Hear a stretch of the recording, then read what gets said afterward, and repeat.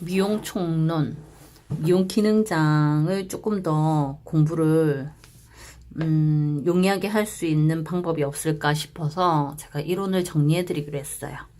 미용이란 용모의 물리적, 화학적 기교를 동원하여 얼굴, 머리, 피부 등을 손질하여 외모를 아름답게 꾸미는 것. 퍼머넨트, 머리카락 자르기, 모양 내기, 머리 피부 손질, 염색, 머리 감기, 손톱, 발톱 손질, 그리고 의료기기나 의약품을 사용하지 아니하는 눈썹 손질, 얼굴 손질 등을 말하는 거예요. 미용의 특성.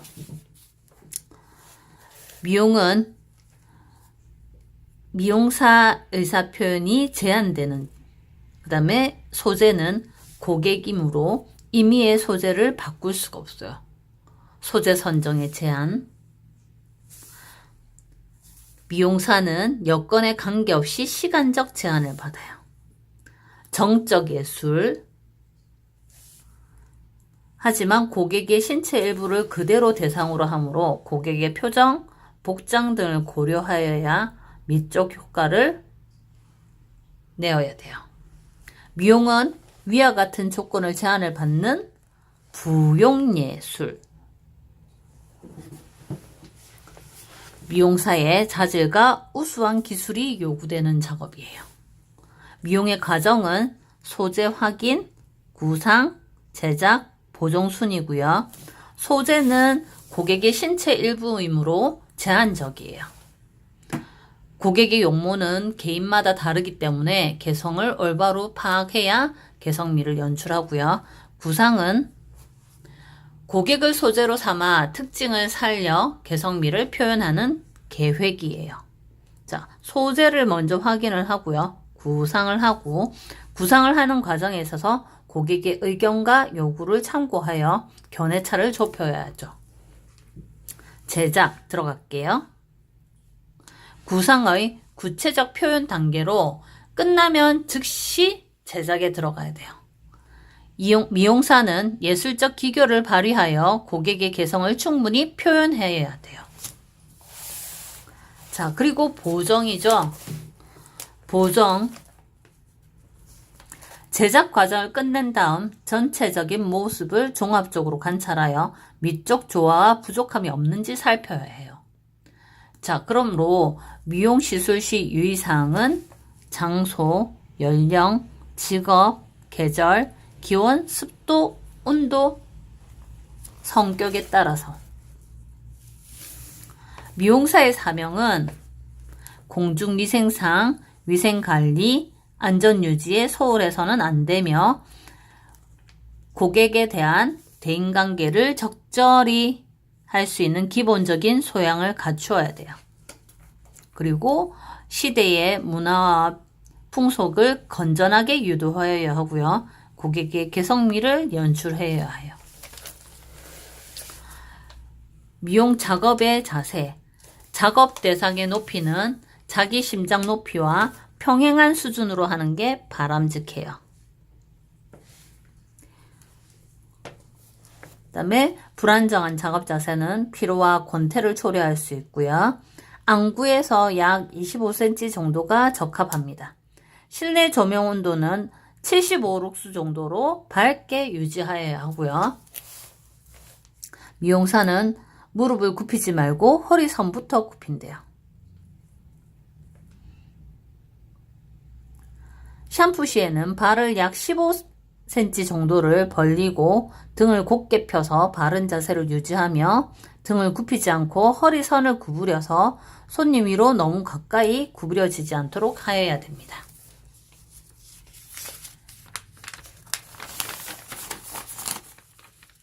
얼굴 각부의 명칭. 우측두부, 좌측두부, 눈썹머리, 눈꼬리, 양미간, 눈썹꼬리, 광대뼈, 기타 등등 두부의 각 명칭. 탑, 크라운, 네이프, 사이드. 두부의 포인트 명칭.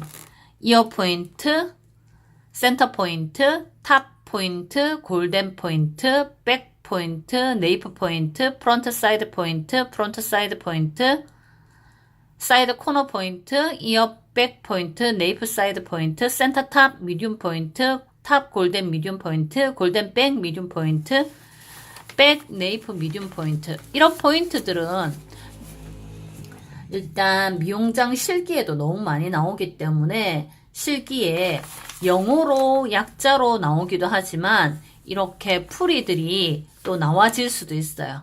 그래서 이런 영어 정도는 잊어버리지 않도록 하는 방법을 하셔야지 좋을 것 같고요. 그 다음에 두부의 7라인, 정중선, 측중선, 수평선, 측두선, 헤어라인, 목 뒷선, 목 옆선.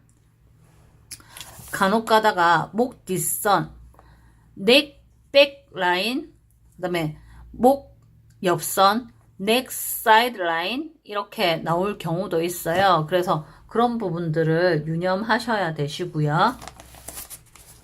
미용의 역사, 사만시대, 삼국시대, 그리고 고려시대, 조선시대.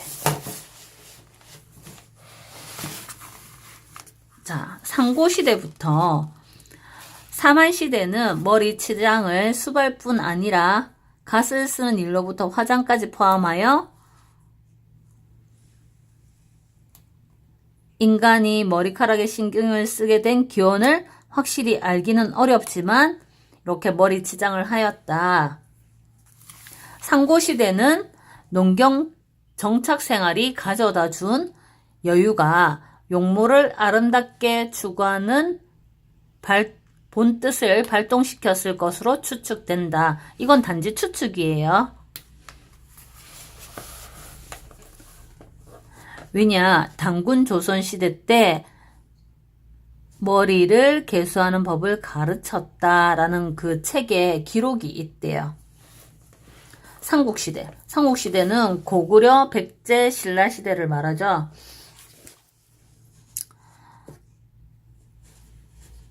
고구려는 관모의 신분과 사용 목적에 따라 여러 종류가 있었고요. 벽화에 나타난 남자는 외상투가 보편적으로 많았고 집안에서는 쌍상투를 한 장수도 볼 수 있다. 여인들은 권깃을 썼고 고분벽화를 통해서 보면 얹은머리, 풍기명머리, 쪽진머리, 중발머리, 쌍개로 나눌 수 있다.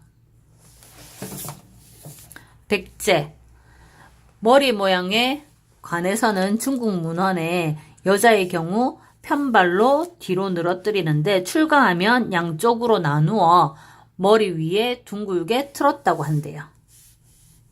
남자는 상투,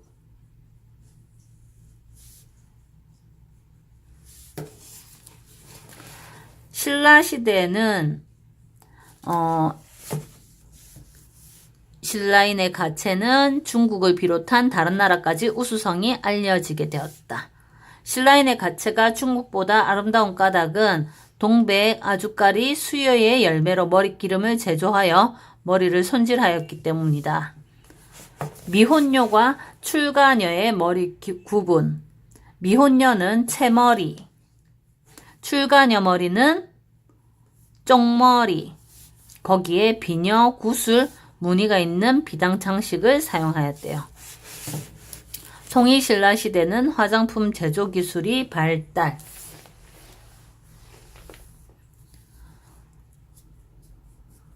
자, 고려 시대는 쪽진머리와 비슷하나 쪽을 머리 위에 붙인 것이 아니라 머리 다발 중간에 틀어 심홍색으로 갑사를 만든 댕기로 묶은 것이 다르다. 심홍색이 뭐죠? 붉은 색이라는 건가? 머리 꼬리는 아래로 늘어뜨린 식의 머리 형태이며 기천이 없이 동일했다. 평민과 기부인이 별로 그게 관계가 없었나 봐요. 그죠? 일반적으로 머리를 붉은 비단으로 묶어준 후 그 나머지 아래를 늘어뜨리는 것이 상례였다. 아까 조금 전에 심홍색 갑사로 만든 댕기로 묶은 것이 다르다. 그리고 나머지는 늘어뜨렸다. 그런가 봐요. 제가 고려시대에 태어나지 않아서 잘 모르겠지만, 자, 조선시대 얹은머리, 대수머리, 큰머리, 트레머리, 쪽머리, 조진머리, 첩지머리, 머리 장식품, 화관, 족두리, 떨잠, 뒷꽂이, 비녀, 댕기 것들이 있었고요. 화장의 형태, 근검 전략을 강조하여 사치스러운 옷차림이나 장신구 화장에 대하여 여러 차례 금지령을 내렸대요. 참기름을 밑화장할 때 사용하였고요. 자, 그러면 제가 노트 해놓은 거를 잠시 볼까요?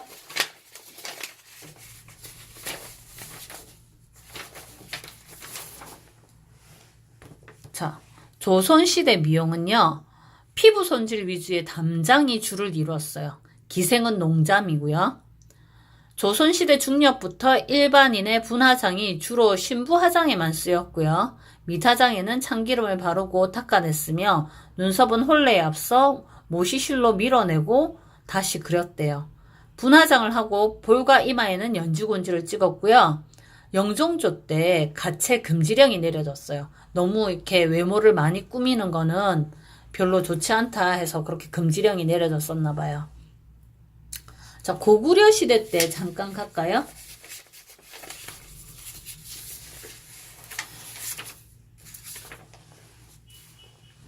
자,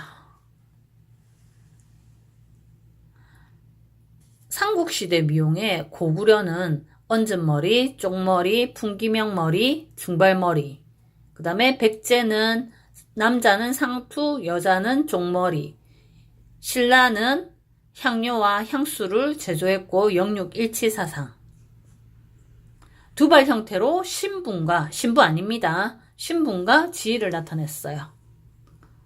그 다음에 통일신라 시대는 귀족, 평민은 뿔과 나무빗을 사용을 했대요.